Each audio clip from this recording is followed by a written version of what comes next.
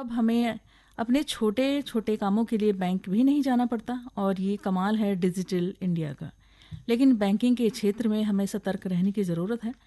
अगर हमने सावधानी नहीं बरती तो बहुत बड़ा नुकसान हो सकता है, इसलिए बैंकिंग के क्षेत्र में हमेशा सतर्क रहें। ये हम इस किस प्रकार से कर सकते हैं, आज हम इसी संबंध में आपके लिए एक जानकारी लेकर आए हैं। जानकारी दे रही हैं बहन अरुणा ज्योति और विषय है सामान्य शब्दों में डिजिटल बैंकिंग सतर्कता ज़रूरी। तो आइए सुनते हैं ये जानकारी। सामान्य शब्दों में डिजिटल शब्द का अर्थ अपने कार्यों को विज्ञान द्वारा प्रदत्त तकनीकों का प्रयोग करते हुए सरल व सफल रूप से कार्यान्वित करने से है। डिजिटलीकरण के क्षेत्र में देश को सक्षम व अग्रणी बनाने के लिए भारत सरकार द्वारा डिजिटल इंडिया नामक अभियान शुरू किया गया था, जिसका मुख्य उद्देश्य तकनीक के माध्यम से आम लोगों के जीवन को सरल बनाना है। इससे न केवल हमारा देश विकास की ओर अग्रसर होगा, बल्कि लोगों की जीवन शैली भी काफी सुगम हो जाएगी। प्रौद्योगिकी ने ऐसे उत्पाद और सेवाएं आरंभ करने का अवसर दिया है जो एक दशक पूर्व कोई सोच नहीं सकता था। सूचना प्रौद्योगिकी ने क्रांतिकारी परिवर्तन लाया है।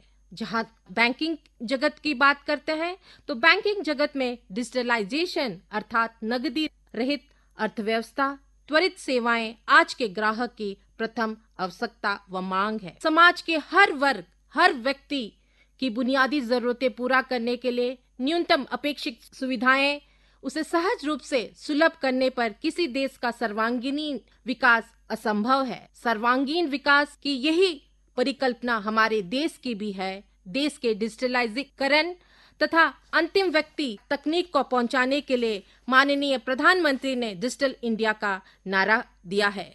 वहीं डिजिटल बैंकिंग में सतर्कता बहुत ही जरूरी है। जहां डिजिटल बैंकिंग में सतर्कता बहुत ही महत्वपूर्ण है, आइए किन किन सतर्कता बिंदुओं पर ध्यान देने की जरूरत है। मैंने एक कोड अपने तरफ से एक कोड जारी किया है जिसे कहते हैं नेवर डू SBI। एस का मतलब शेयर, कोई भी अपनी व्यक्तिगत सूचना को किसी से शेयर नहीं करना चाहिए। B stands for believe, I stands for install. आइए उदाहरणों के साथ आगे की पंक्तियों में हम जानते हैं किस तरह हमें सतर्कता बरतनी चाहिए। अपने अकाउंट का नियमित रूप से निगरानी करनी चाहिए और अपने बैंक अकाउंट की गतिविधियों की जांच करते रहना चाहिए और अपने लेन देन को भी ध्यान से देखना चाहिए। फिशिंग का तात्पर्य है इलेक्ट्रॉनिक संचार में फिशिंग या इलेक्ट्रॉनिक जालसाजी का एक ऐसा कार्य है जिसमें किसी विश्वसनीय इकाई का मुखौटा धारण कर उपयोगकर्ता नाम यानी user ID, password, credit card का विवरण, कभी कभी परोक्ष रूप से पैसा जैसे विभिन्न जानकारी हासिल करने का प्रयास किया जाता है। यूजर को धोखा देने के इरादे से ये सब किया जाता है। तो फिशिंग से बचे। ध्यान दें कि आप किसी अनजान ईमेल, मैसेज या कॉल के जरिए व्यक्तिगत जानकारी न दें जो बैंक या वित्तीय संस्थान से आया हो। साथ ही साथ गोपनीयता नियमों का भी पालन करें, नीतियों का पालन करें। डिजिटल बैंकिंग सेवाओं का उपयोग करते समय वेबसाइटों और ऐप से सुरक्षित रहने के लिए गोपनीयता का शेयर न करें। सुरक्षित इंटरनेट कनेक्शन का इस्तेमाल करते हुए डिजिटल बैंकिंग के लिए उच्च सुरक्षित इंटरनेट कनेक्शन का उपयोग करें और सार्वजनिक वाईफाई के नेटवर्क से बचें। मोबाइल एप्लीकेशन की बात करें तो मोबाइल एप्लीकेशन को भी समय समय पर अपडेट करते रहें और अपने बैंक की मोबाइल ऐप की नवीनतम सुरक्षा अपडेट के साथ लगातार अपडेट करते रहें। तुरंत रिपोर्ट करें यदि आपको संदेह हो या किसी संदर्भ में शंका हो तो अपने बैंक या वित्तीय संस्था का तुरंत सूचित करें। यदि मोबाइल पर अनजान लिंक आने पर उसे कभी नहीं खोलना चाहिए। साथ ही साथ मोबाइल पे किसी भी अनजान व्यक्ति को अपने खाते की जानकारी या अन्य कोई भी जानकारी नहीं, गुप्त जानकारी नहीं देना चाहिए, चाहे वह स्वयं ही बैंक का कर्मचारी ही क्यों ना बता रहा हो। ऑनलाइन बिक्री प्लेटफॉर्म पर रकम का भुगतान लेने के लिए आपको पासवर्ड या OTP बताने के लिए कहा जाए तो नहीं देना चाहिए, क्योंकि केवल भुगतान करने के लिए पासवर्ड या OTP की जरूरत होती है, भुगतान पाने के लिए नहीं। साथ ही साथ अनजान गैर सत्यापित मोबाइल ऐप कभी भी डाउनलोड करने या इंस्टॉल नहीं करना चाहिए। एटीएम से रुपया निकालते वक्त आपके आसपास खड़े हुए किसी अनजान व्यक्ति की सहायता नहीं लेनी चाहिए। आपको कोई समस्या हो तो सीधे बैंक के कर्मचारी के पास जाए। यदि छुट्टी आदि के कारण बैंक का कर्मचारी नहीं मिल सके तो बिना पैसे लिए ही वापस आना बेहतर विकल्प होता है। आपके नजदीक कोई व्यक्ति खड़ा हो या ताक झांक कर रहा हो तो ऐसे में अपना पिन नहीं डाले, थोड़ा रुक जाए, उसके बाद उसके जाने का इंतजार करे, फिर अपना ओटीपी पिन डाले। क्या screen sharing app remote access के लिए कोई अनजान व्यक्ति या स्वयं को बैंक का कर्मचारी बताकर भी कहे तो ऐसा नहीं करे। बैंक की तरफ से कोई भी स्क्रीन शेयरिंग ऐप डाउनलोड करके इंस्टॉल करने के लिए नहीं कहा जाता है, क्योंकि कोई जरूरत ही नहीं होती है। हमारे मोबाइल सिम के बारे में भी कोई जानकारी नहीं देनी चाहिए। धोखेबाज लोग इसका गलत फायदा उठा सकते हैं। सर्च इंजन के माध्यम से नेट बैंकिंग करते समय बैंक का नाम सावधानी पूर्वक टाइप करें। यदि साइट के नाम के साथ HTTPS और साथ में ताले का चिन्ह नहीं आ रहा है तो सजग हो जाए। नेट बैंकिंग करते समय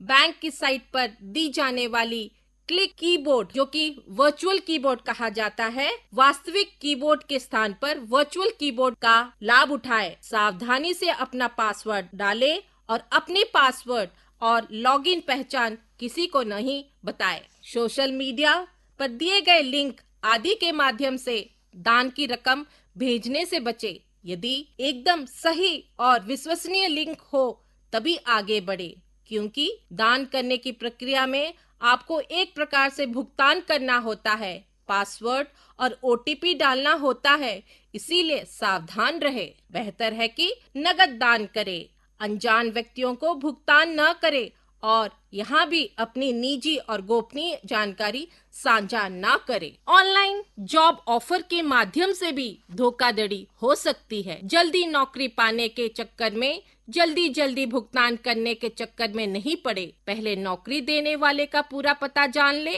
हो सके तो स्वयं जाकर देखे और तब आगे की कार्रवाई करे। नौकरी के लिए बनाए गए पोर्टल विश्वसनीय हो तभी आगे की जानकारी प्रदान करे और अपने खाते की जानकारी तो बिल्कुल ही नहीं देनी है।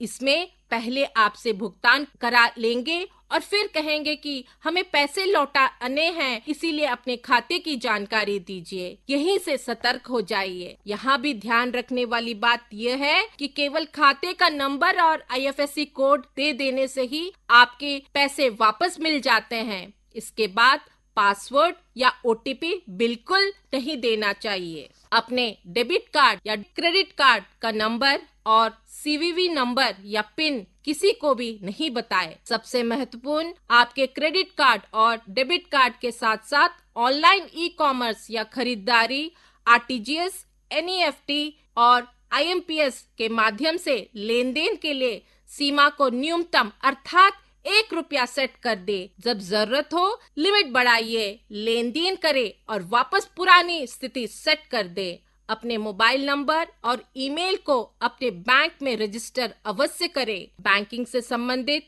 महत्वपूर्ण जानकारी मोबाइल, ईमेल और पर्स में नहीं रखें। पुरानी व्यवस्था अपनाइए, यानी किसी डायरी में लिखकर अलमारी में ताला लगाकर रखें। ऑनलाइन बैंकिंग के लिए सत्यापित, सुरक्षित और विश्वसनीय वेबसाइट का प्रयोग करें, लेकिन किसी साइबर कैफे या अनजान या अविश्वसनीय व्यक्ति के लैपटॉप या कंप्यूटर पर बिल्कुल नहीं। फ्री मिलने वाली वाईफाई नेटवर्क पर भी अपने मोबाइल या लैपटॉप के माध्यम से ऑनलाइन बैंकिंग या डिजिटल भुगतान नहीं करें। आपने बैंकिंग संबंधी पासवर्ड और पिन नियमित रूप से बदलते रहे, जैसे कि डेबिट कार्ड और क्रेडिट कार्ड कहीं गिर जाए, गुम हो जाए, कोई चोरी कर ले, तुरंत ही इसे ब्लॉक करें। बिना अज्ञात स्रोत से प्राप्त QR कोड को स्कैन न करें, इससे आपके खाते से अनधिकृत रूप से धन निकाला जा सकता है। याद रखें कि इंटरनेट पर मिली हुई चीजें, सामग्री बहुत कम निशुल्क होती है। फ्री स्क्रीन सेवर्स आदि में सामान्यतः मालवेयर होता है, इसीलिए ऐसे ऑनलाइन फ्री ऑफर से सावधान रहे। किसी विषय वस्तु का ऑनलाइन प्रेषण, प्रकाशन या प्रसारण गैर कानूनी और दंडनीय है। असली विषय वस्तु का ऑनलाइन प्रसारण या प्रकाशन न करें। जब कभी किसी एप्लीकेशन का इस्तेमाल करते समय अलाउ पर क्लिक करते हैं तो पार्ट टाइम जॉब घोटाले से बचे और बैंक का customer care number debit credit card के पीछे लिखा होता है। बैंकिंग वित्तीय साइबर अपराध होने पर उससे सहायता प्राप्त करें। कस्टमर केयर नंबर को गूगल के माध्यम से न लेकर संबंधित कंपनी या बैंक के वेबसाइट से ही ले। कभी भी अपने नेट बैंकिंग पासवर्ड, एटीएम या phone banking pin, CVV number, समाप्ति तिथि के बारे में किसी को न बताए और अज्ञात मेल या विवरण पूछने पर कॉल का जवाब नहीं दे। इन्हें साझा करने से अनधिकृत लेन देन हो सकता है। किसी भी अनजान नंबर से यदि वीडियो कॉल स्वीकार करने से बचे और वीडियो कॉल पर अभद्र या अश्लील अनुरोध को स्वीकार न करें, क्योंकि आपका वीडियो साइबर अपराधी द्वारा रिकॉर्ड करके सार्वजनिक करने की धमकी देकर पैसे मांगने या ब्लैकमेल के लिए दुरुपयोग किया जा सकता है। इसीलिए इससे सतर्क रहे और अपने आप को बचाए। ऑनलाइन चैटिंग प्लेटफॉर्म पर भी अनजान व्यक्तियों से चैट करते समय सतर्क रहे। वे दुर्भावनापूर्ण लिंक भेज सकते हैं या सिस्टम को हैक करने का प्रयोग कर सकते हैं। किसी ऐसी अनजान लिंक या यूआरएल पर क्लिक न करें जो किसी कारण से संदिग्ध लगे और भारी छूट और कैशबैक की पेशकश के जाल में न फंसे। और व्हाट्सएप यूजर्स यदि अंतर्राष्ट्रीय नंबरों वाली अनचाही कॉल्स को रोकने के लिए इन नंबरों की रिपोर्ट और ब्लॉक कर सकते हैं। ऑनलाइन वित्तीय धोखाधड़ी की रिपोर्ट 1930 पर करें और किसी भी साइबर क्राइम की रिपोर्ट cybercrime.gov.in पर करें। जहां तक वरिष्ठ नागरिकों का सवाल है, वरिष्ठ नागरिकों हेतु साइबर अपराध से बचने के लिए कुछ उपाय इस तरह से हैं। पेंशन अकाउंट से संबंधित जानकारी को अपने तक ही सीमित रखें। क्रेडिट एवं डेबिट कार्ड की राशि सीमा को जरूरत अनुसार कम रखें और इस हेतु बैंक को आवेदन दे और पावती संभाल कर रखें। सोशल मीडिया पर यूपीआई ऐप के जरिए भुगतान का ऑफर करने वाले डिस्काउंट कूपन, कैशबैक और फेस्टिवल कूपन से संबंधित विभिन्न छलपूर्ण आकर्षण विज्ञापनों से भी सावधान रहे। कुछ एप्लीकेशन कैमरे का दुर्भावनापूर्ण इस्तेमाल जासूसी या निगरानी करने के लिए कर सकती है। उचित यही होगा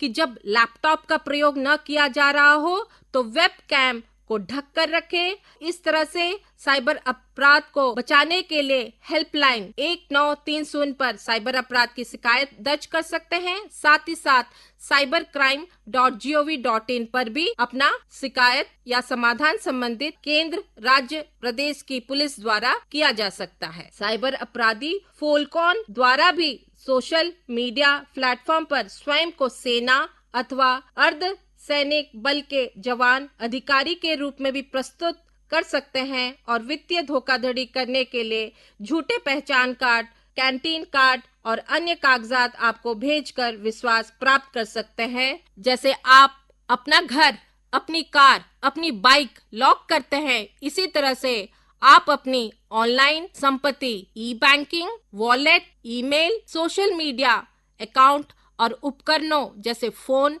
लैपटॉप, टैबलेट को स्ट्रॉन्ग पासवर्ड और पिन के साथ सुरक्षित रखें और उन्हें नियमित रूप से बदलते रहें। बहुत बहुत धन्यवाद। डिजिटल बैंकिंग सतर्कता जरूरी। किसान भाइयों, इस संबंध में अभी आपने अरुणा ज्योति से जानकारी सुनी और जाना कि हम किस प्रकार से बैंकिंग के काम करते समय सतर्क रह सकते हैं। और किसान भाइयों, अब कुछ बातें करते हैं अपनी खेती किसानी की।